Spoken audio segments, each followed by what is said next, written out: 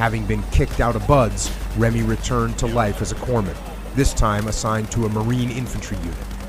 Instead of feeling defeated, however, he saw his failure as a lesson and was determined to return to training.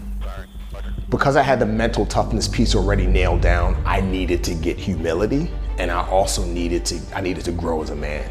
I also needed to learn from my failures, and then also learn that a failure is only a failure if you don't learn from it, but if you learn from it, it's a lesson. I needed to get that lesson, out of getting kicked out of SEAL training. And I'm so grateful for it because I apply that lesson today as a husband, as a father, as a businessman. I run a couple different businesses, and I'm applying the lessons from getting kicked out of SEAL training the first time to now, so yeah.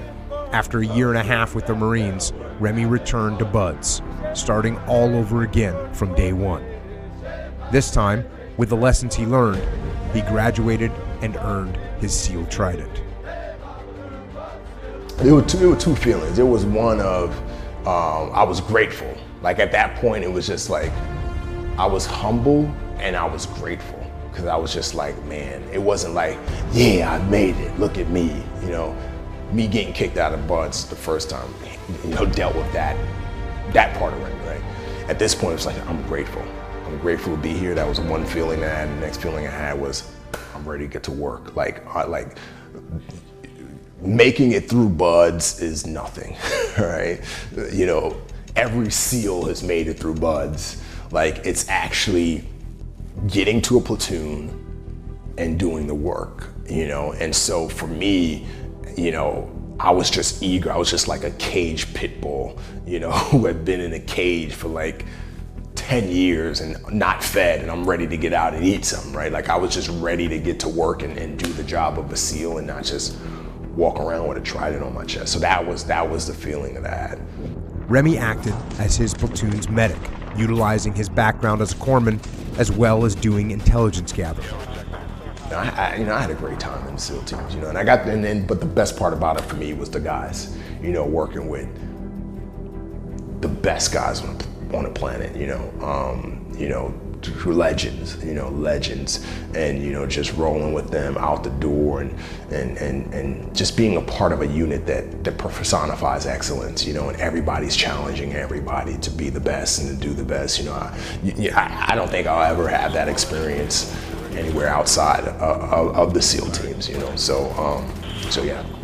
During his time in the teams, having completed 3 deployments, Remi discovered being a SEAL also helped him confront past childhood trauma he experienced as a victim of bullying growing up in the Bronx. I saw a lot of bullying. I was bullied. I was jumped. I was beat up, and I saw people get picked on.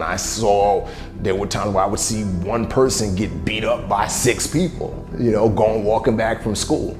And I always despised that. And that's why, I never got involved in the gangs, because to me, all gang members were cowards. You know what I mean? Like, it needs to be 7 of you to beat on one person. That's not manly, that's not hard, you're a coward.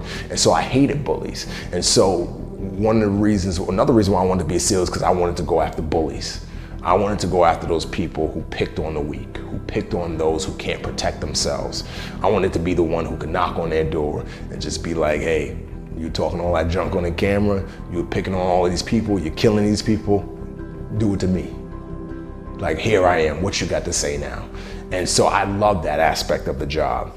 And it fulfilled me because, here I was, having come from this environment where I saw a lot of people picked on and jumped, and now being able to take that and be the person standing in the gap, that meant a lot to me.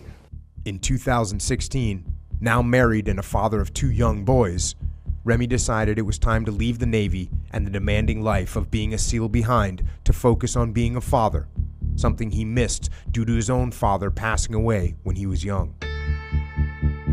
He enrolled in college using his GI Bill, but didn't know what he wanted to do with his life after school. Then he got a phone call that changed everything.